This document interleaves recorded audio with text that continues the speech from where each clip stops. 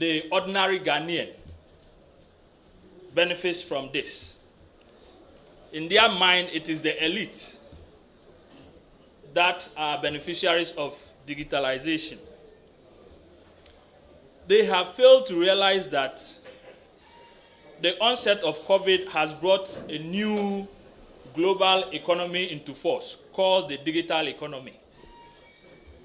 That today, as a result of COVID, some 4 million American workers have decided they won't go back to work anymore. They are forming their own companies. And it's due to the effect of digitalization or the use of technology. And they don't want the same to be replicated here in Ghana. And so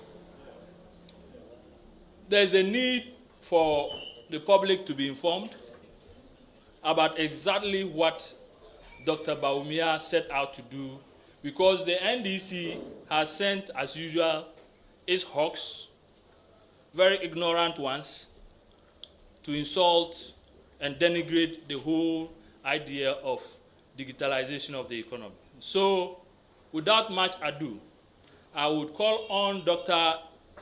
Gideon Boako, the spokesperson of the Vice President of the Republic of Ghana, to do us the honors to take us through exactly what the process of digitalizing the economy is and how it's improving our economy and making it a better one for the future. Thank you very much. Doctor, the floor is yours.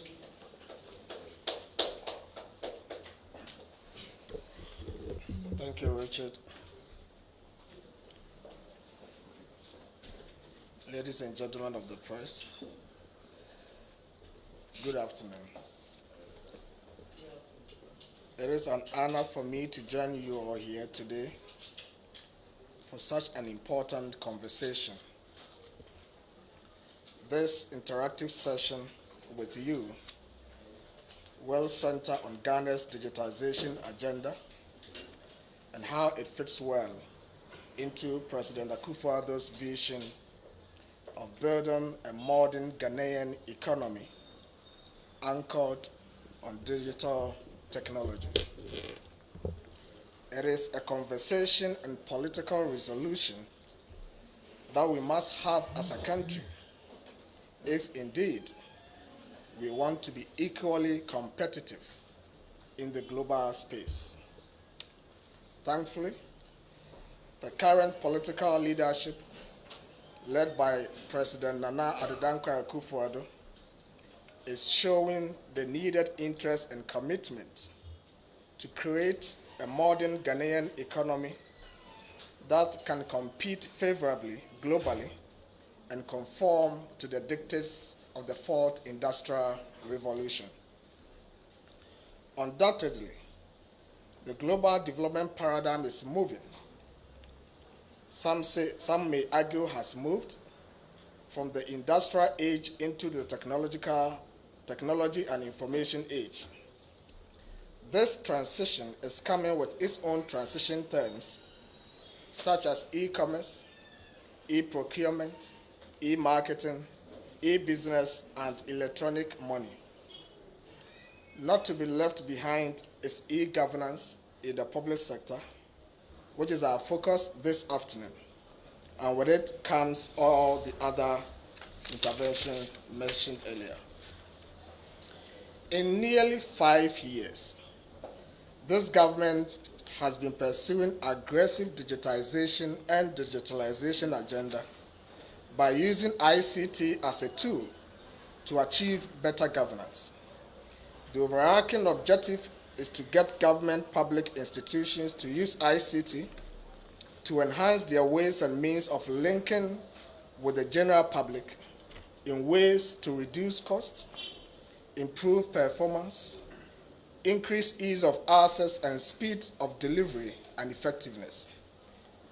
It is about how government organizes itself, its administration, rules and regulations, and frameworks to coordinate and perform public administration. For many post-colonial societies like ours that appear stuck in the old and antiquated ways of doing things, Technological innovations and digitization are just what is needed to leapfrog years of public administration reforms that have almost become a never-ending business, in some cases even more bureaucratic, more red tape, more opaque, and impediments to doing business. Much of the public sector administration which this government inherited were actually set up as instruments of governance of the people by the ruling class. It is a rigid public sector, unbending, centralized, and in many ways slow in responding to public needs. And I must say, most of the public administration systems, even as at today, are pretty much the same, despite the interventions we are seeing. They all have to be fixed, and now. Following the brilliant public lecture delivered by the Vice President, Dr. Mahamudu Bawumia, on digital economy at Ashesi University some 4 days ago, Ghanaians have had some reawakening on the potentials of digitalization and digitization for economic development. Embracing digital technologies means providing strategic drivers to create open, participatory, and trustworthy public sector to improve social inclusiveness and government accountability, and to bring together government and non-government actors to develop innovative approaches to national development and long-term sustainable growth. A World Bank study has shown that every 10% increase in broadband penetration boosts GDP by an average of 1.3%, and every 10% increase in mobile teledensity results in a 0.7% increase in the gross domestic product of a nation. This means digital governance, which will need these tools to be successful, is crucial to economic transformation of developing nations like Ghana. But the question is, how is Ghana's digitization agenda improving the economy? And I hear many people asking some basic and pertinent questions about the linkage between digitization and economic development, and I will try to highlight this. Many pundits and analysts have tried to either explain or seek clarity on how Ghana's digitization agenda is linked to economic management or economic development. While the theoretical explanations for the digitization and economic growth nexus is clear and established, the consequential practicalities of the linkage appear unclear to some. I will attempt to highlight a few of these. For instance, people have asked the question about how digitization relates to exchange rate depreciation, debt levels, cost of goods and services or prices on the market. In trying to appreciate how the development of digital technologies can help reduce the cost of goods and services, we need to understand how price build-ups of goods occur through exchange rate exposures. It must be understood that one means by which the currencies of countries become exposed is rising debt levels. As our debt levels and debt services burden increase, we need more foreign currency to settle our debt obligations when they fall due, if they are externally procured. This consequentially exerts dampening effects on our local currency's performance, leading to depreciation. A country with an increasingly depreciating currency has higher import costs, which is corollary passed on to prices on the market. So indeed, if you want to see how digitization is going to help us reduce prices of goods and services on the market, i.e. inflation, that is where I'm driving you to. Countries borrow because their domestically mobilized revenues are inadequate to finance critical expenditure. This arises from a highly informal economic architecture, inefficient tax administration systems, and smaller than required tax nets. What governments have done in the past is to increase the tax burden of the few who are willing and pay taxes, thereby collapsing businesses and causing unemployment. Surprisingly, despite the widespread technical and street view that the solution to getting increased domestic revenue is broadened tax base, successive governments have done little to stem the tide. The solution offered by this government is to use digital solutions such as the national ID card system. The beginning of this commitment is the aggressive manner in which government executed the national ID card registration. In furtherance to that, we have integrated the national ID and replaced it with the GRA tax identification number.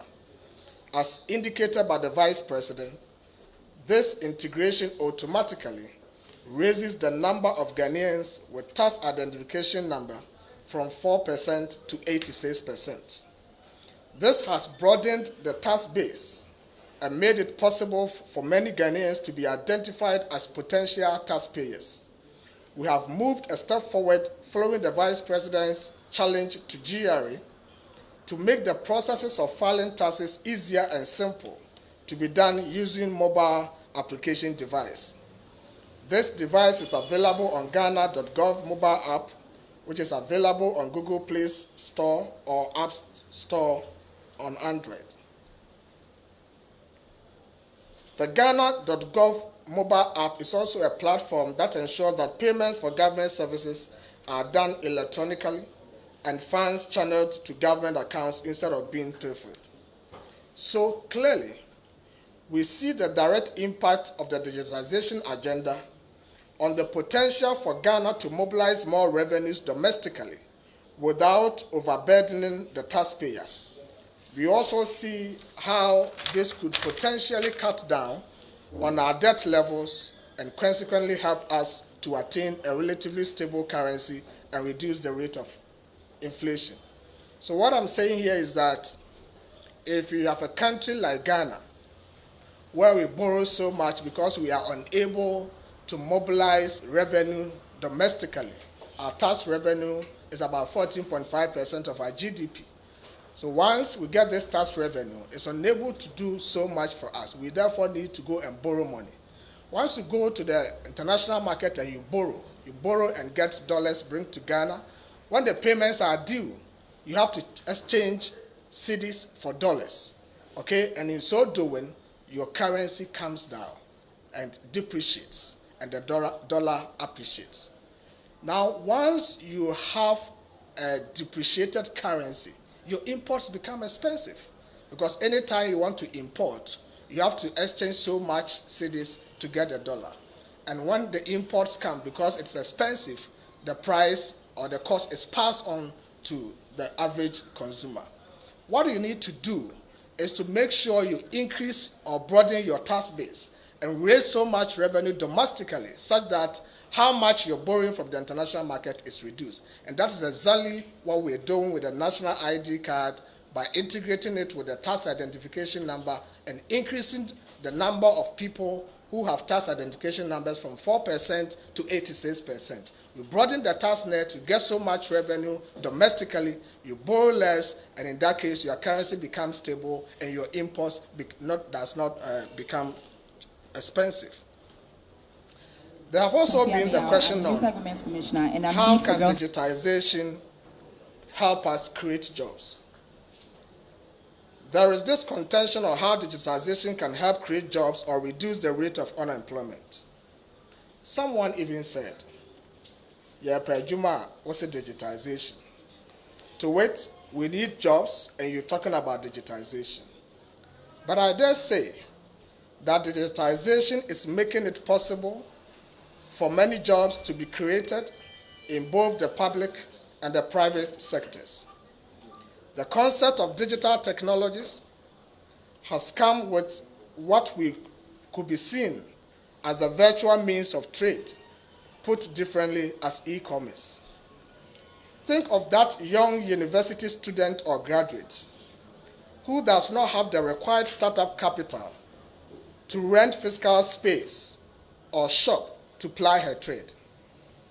She is able to skip this hurdle and trade using the social media platforms like Instagram, Facebook, and so on. Her shop is her dormitory, hostel, car booth, or bedroom. She is able to advertise her products, get orders, and receive payments through the mobile money payment interoperability with no hassle. She has a job now and hires a delivery man to deliver the goods to the buyer, thereby creating job for the delivery man also. The volumes of trade taking place via the technologically driven medium and the number of people employed in this space could be mind-blowing. There are many people today who have turned their home kitchens into restaurants, yet no one visits them physically to eat. They advertise using digital technology, receive orders using digital technology, receive payments using digital technology, and move their incomes to bank accounts using digital technology. This is how digitization is creating jobs. Okay, so many jobs are created in the digital space that you find it difficult to even quantify. And so when people ask the question, yeah, per Juma, what's a digitization? We need to appreciate and understand that so many jobs are created in the digital space in this country. Digitization and economic growth. Some also ask the question, how is digitization related to the macroeconomy? Okay, how is it related to economic growth? Some ask, why don't you talk about economic growth, like GDP, since that is what you are known for? Yes, everything we do is geared towards enhancing economic growth and increasing the growth spurt. But quite interestingly, having the desire and wish to increase growth is one thing, and putting in place the systems to serve as vehicle for that economic takeoff is also another. We keep on doing the same things in the old-fashioned way and still expect new results. No way, it won't happen. Growing up, through my youthful days to my adulthood, I've been hearing rhetoric about how we are blessed as a country with abundant natural resources such as gold, diamond, bauxite, oil, cocoa, and so on, and still we are not developed. There have been talks about how better or at par we were with countries such as South Korea, Malaysia, and so on, but today are miles away from us in terms of development. While we complain about the hopelessness of the society we have created for ourselves, we equally must be aggressive in thinking outside the box to offer the most contemporary solutions to our long-standing challenges. The complaints and rhetoric will not do the magic. How can we have increased economic activity and growth when we do not put in place systems to make trade and commerce executed efficiently and effectively with speed? Before we implemented mobile money payments interoperability, we saw how difficult and slow it was for people to pay for services and receive money, either remittances or debt payment from one another. In an economy where velocity of money is low, economic activity is slowed down, and growth is hampered. We have addressed this economic challenge with the economic solution underpinned by digital technology called the mobile money payments interoperability. It has made life easier, simpler, brought efficiency into our payment system architecture. So what we are saying here is that if you want to see how digitization is linked to economic growth and GDP growth, you need to ask yourself the basic questions. How can we spur economic growth? You spur economic growth when there is increased economic activity, people are able to pay and receive money as and when they are due. But when you have a system whereby if somebody is in Tamale and owes me, and I'm in Accra, the only means by which the person can pay is to go to the bank and deposit the money in my accounts. Well, I don't even have bank accounts. What happens? Or travel from Tamale to come to Accra to pay me. You can imagine the number of days for the person to travel and come to Accra. So until the person comes to Accra, I don't receive my money. And until I receive my money, I'm unable to invest the money for my business to grow. When it happens like that, you slow down economic activity. You solve such economic problem by bringing economic solution. And we did so with technology. We brought the mobile money payments into operability. That makes it easier and simpler for you to transfer money from one point to the other. It doesn't matter the geographic location and the distance. So you see that money goes and comes, what we call in economics the velocity of money, the rate or the frequency at which money changes hands. When money goes and comes frequently, then you're able to use that money to spur economic activity. And once economic activity increases, productivity increases. And once productivity increases, your growth also increases, and you have higher GDP. So those who are asking what is the linkage between technology and GDP growth, this is how we are working to solve the problem of GDP growth with technology. And that is the understanding we need to get. Another way to look at this is also the use of electricity. In today's modern world, access to and use of electricity is so central to economic development. How can a society or an economy compete globally when it is designed in such a way that access to electricity is severely impaired by the lack of fiscal structure and technologies to make it easier to be accessed? We lived in a country where after 60 years of independence, a factory or worker had to stop working for hours because electricity units are used up and vendors have gone to sleep. How do you increase productivity and growth with this bedtime no electricity mentality? Today, through digital technology, we have made it possible for millions of Ghanaians to have access to electricity from an app on their phones without having to shut engines of machines. So another way that we're using technology to increase economic growth is in the area of electricity. We all know that the Ghanaian economy cannot move if you don't have electric power. And we had created a system that was so analog in design that if by the middle of the night or after 10 p.m. or so, your electricity units get used up, you have to sleep in darkness. If you were working, you have to stop working, because if you go out, the vendor who is selling the units to you is asleep and you cannot have access to electricity. Once you don't have access to electricity, you become unproductive, okay? And your GDP can never grow. You solve that problem by introducing the ECG app. And by the ECG app, those whose meters are compliant to the app are able to buy electricity credit on their phones. It doesn't matter whether the lights go off at the time that they are sleeping or in the night or during rains. And by doing so, you solve an economic problem with an economic solution underpinned by digitization or digital technology, and your growth also comes. There are those who also ask the question of the relationship between digitization and cost of credit. And I know businesses in Ghana are so much concerned about how much they are borrowing, because if the cost of credit is high, it also has consequences on the prices of goods and services that we meet on the market. We have had years of life in Ghana where the identity and traceability of people have remained problematic.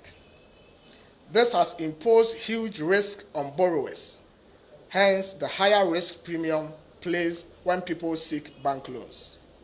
We are addressing this problem with the National ID and Digital Property Address System. Once the integration of the National ID and the banking databases is ready, banks will have trust and confidence in borrowers' identity and traceability. This will obviously bring down the cost of credit. So oftentimes people ask, why is it that in Ghana when you borrow, the interest is so high? But we have not sat down as a country to think about how we can get the cost of credit down. If you ask the bankers, apart from the balance sheet issues that imposes some element of cost in the price build-up on the interest rates. One key thing that is affecting us in accessing cheaper credit is the risk premium that the banks place on borrowers. Because the bank is unsure of your traceability and identity, it's not so sure that the light bill or the water bill that you are bringing to him or her at the bank to indicate that this is where you live, the bank places so much risk on you. And that risk premium is the cost of borrowing. And so if you borrow and the cost should be 5%, because of the risk premium on you, they can say, let's make it 10%, because they are not sure whether you run away or you not run away, and whether or not when you run away, they can trace you and identify you. This is a huge problem, and it is a problem that has existed with us for so many years. We have not had any solutions to this problem. What this government has decided to do, based on our experiences, our knowledge, and everything, we decided that let us get a digital property addressing system in place that brings some assurance to lenders on our traceability. Let's get a national ID card in place that brings some assurance to lenders on our identity. And once we are able to integrate these technology solutions with the databases of the banks, it becomes easier, and it brings some assurance to the lenders that indeed, when this person borrows from me, I'm sure and certain of the identity, I'm sure and certain of the traceability of the person, and therefore they will bring down the cost of borrowing through the risk premium. So that is how digitization is solving economic problems for us by making sure we get lower cost of credit.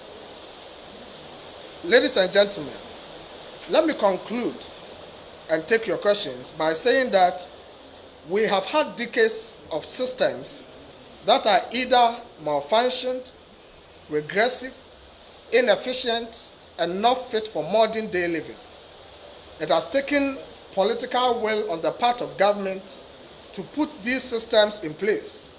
The status quo benefits the few to the detriment of the many. Furthermore, there is little immediate political benefit from implementing these innovations. It takes some time for the full benefits of digitalization to become obvious to many and manifest in our lives. Politicians generally cannot afford to wait. The infrastructure we have put in place for digitalization is soft infrastructure. It is not like a road or a bridge you can point to, but it is powerful and expanded highway for development. The digitization agenda we have put in place is what is making it easy and simple to renew your national health insurance membership without having to travel to join long queues and pay bribes. It is what is making it possible for you to check whether or not the car you want to buy is insured. It is what is making it possible for you to buy for your electricity units irrespective of your location or time of the day. It is what is making it possible, and when all this is ramped up, the e-pharmacy is done, will afford you the chance to find which pharmacy has your prescribed drug and whether it is FDA approved or not with ease. It is what is making it possible for all, particularly rural settlers, to apply for government scholarship and receive same without traveling to Accra. It is what is making it possible for taxi and Okada riders to pick any customer and receive payments irrespective of the telecommunication company they have their mobile accounts with. So if we look at all that we are doing, we are making life easy and simple for people. And what we are doing is for the benefit of everybody, particularly the rural folks, the poor and the impoverished. Come to think of it, before we made scholarship application online, if you had to apply for scholarship after school and you lived in say Tumu, you had to travel all the way to Accra to pick scholarship application forms. A young graduate, a young senior high school graduate, what work do you have to do? You don't have any work, you don't have any money. You have to labor for months to get lorry fare to come to Accra, pick forms, and go back to your town without even the assurance that you get the scholarship. Today, we've made it easy and simpler for people, for poor people, for people who do not have connections to apply for scholarship online. They are able to write their aptitude test online.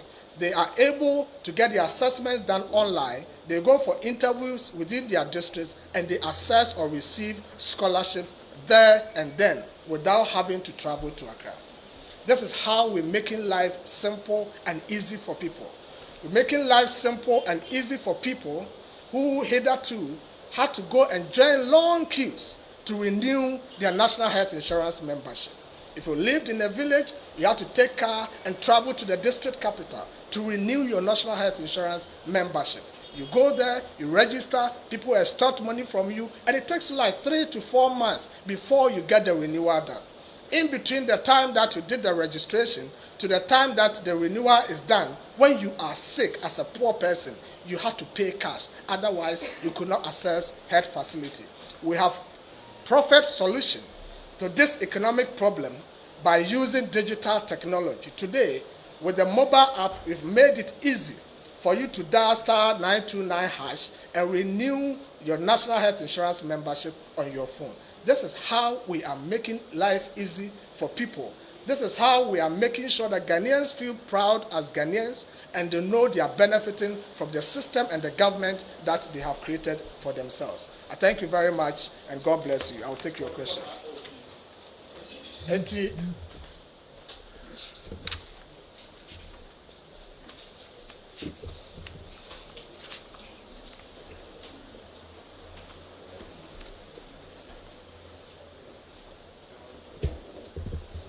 Dear, make a way and the monkey town, dear, and say. So we share a normal year Kufuado Abai a year, a war, a bear for kind, so I beckon say digitalization, any digitalization. Ya per se a year normal, a bema or man for a higher or more. Now a dear beer or more person or more, or more to me a year. In 10 terms so now afei so among tuatua sika emobɔka bebre na saa no ma ye nyina no ye normal sɛ wo ya ban na wo se wo de abato ho adwene nko a na wo na wo nhyɛ da nwene ɔmanfo no ye die ho a wo mfa wa adwene nkoso esan sɛ no ma na ye ne bebre no enye normal wo de wani behu na sɛ ɛyɛ dan anaasɛ ɛyɛ kwan anaasɛ fidie bi ne ato asi hɔ na wakasa aban no ayade anase wonya ade nanso eya normal eno ne fapema esesa yesie na yede ma oman Ghana ema oman no etimi tumpon aache de ye nyina no se ye hwe abema asetena pa aba ye hwe se hiani ba anase mobrowa ni ba kuani ba asabe wote nafuom anase wo ne kuro kitua bi mu na opese wonya aban sika edical school meka scholarship no ye mane bo ema me ye de mane se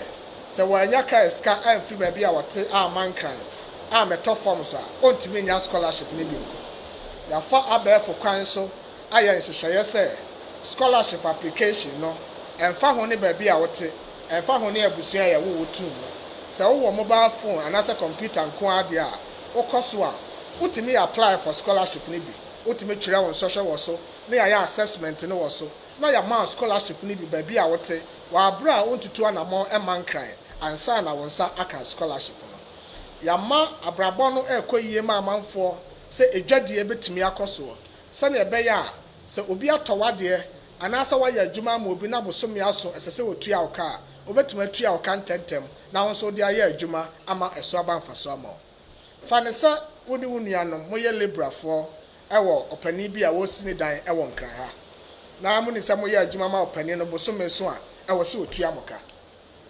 edi bosome no pa mu ekọ ba se da toso adonunum ene ye ka se opani no ne ma me yare enti wa faka ekosirim okoduru sirem no yase ma me no yare emu ayede ti so di na otwe mensa wo ho ansa na baba na otwe mensa no beba no na bosome na so ama ekọ etra na otwe menu nyesa opani no so nim se wo a wo ye na adwuma no wo ni bank accounts enti kwan bia ne ho betima afa so asende wakatua e de ama o gisa wa bank ran ha ansa na watua woka yanso adwuma ye ya bosom ya katua no edaka so ye fewu akora ebo ye promo sansa bosom ya so nanso nipa na wa ye adwuma ama no esanse wakodi srem na woni nkra ha na wonso woni bank account nti ontimi ntua woka sa abre no na e de ahokire ene wo haw ene beto abusua so enne ayede mobile money interoperability buy no sa wo ye adwuma ma obi mpo na ebre so se wotua woka na woni wo nchen na watu kwan akodi baabi kura na otimi fa ne mobile phone eprekope na wa send sika no na wo de abro na won so ade a opese wo de sika no ye na wo de aye den na wo de aye ye sana ya manipa asetena mu etumpon economics bia ni ho a sene se wo ye hyehyeye amanipa asetena ma ye den etimatumpon nti kwani a amampani akufado ade na bedi a chire ba omia ne na panfo fa so aye hyehyeye ama omanfo ho ato omo no ba ko no ebinum kura busa kosan bi se na digitalization amokan asomfa so pa ye wo ene se ye pa adwuma ya wo se digitalization etika adwuma ho asem na ye musa ye ho se ena be fokon aye wo mu ebeden na wanya adwuma aye ena digitalization aboa ama mrante ne ma ba wa bebre enya adwuma ya oman se sika ankobo ka ansa na omonya sa adwuma na ye ena ababa wa wie suapon anase wa wie JSS na se bisika ni fie de beto ano so no wonya adwuma bia no anam abefo social media Instagram ne Facebook ya abanti no otimitena Instagram na wa hyehyɛ no makakra bi e ne dem anase ne dormitory na watwitwa ho mfonyini na odi agu abefo Instagram ne Facebook so na obi ehu na wakasa me pesa ade no eno so wo abefo kwan so na nipa kro de mobile money payments interoperability no atua ne ka na nipa kro no afre motor rider bi na wakada ni na ba na obagye ade no na odiko etu hu ne se saa ade no ama nipa na otwitwa mfonyini ne gu Instagram no wanya adwuma woye motor rider no so anase Uber driver no so ayeden enya adwuma woye eti digitalization no kwane a air force create adwuma no eye buburuja eboa ama nkrofo adwuma atimatum no omo nso eba ya adwuma nim ama adwuma na koso na adwuma no koso nso a na omo nso afa nipa ebinum so kra busa question bi say aman no ye sika sidi na ho oden ana mre bia ekofom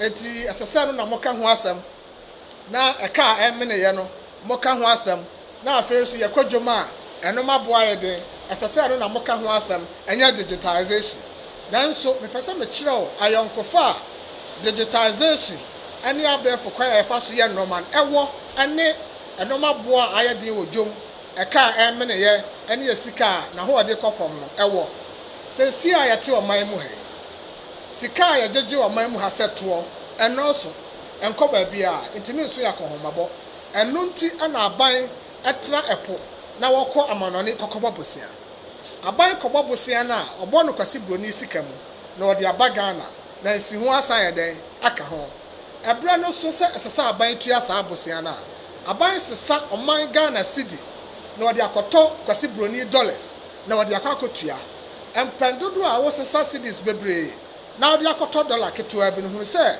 dollar na ho odi ekosoro eche wo cedis no esa se wo cedi na ho odi nso akofom ti no ama no ma wo krafri amano ne ba no ne boa ye de sanse obi ko China anase Dubai a oba se subsidies bebre na odi akwakoto no makakra bi na odi aba sanse no ma na wo kraba ne boa ye de na no ma ye kraba Ghana nso dɔɔso no obansa nipa ne bedura na wa cheche ebo na onya na bode no agu no ma ye nso ye kodwoma ye kokoto no so eti wo hu se ye sika na ho odi kofom eno ma ye kodwom koto nso ekosoro ye bosi aye bon so ekosoro ye busa ye ho se ade we nyina fapem eye bosi aye bon na manone dia kwan be na ye befa so a oman Ghana bosi aye bon na manone no ye bete so eno ne sese ye busa ye ho asa enkyeremu ewo mu ani adwenfo President Kufuor aban ne de ban se ye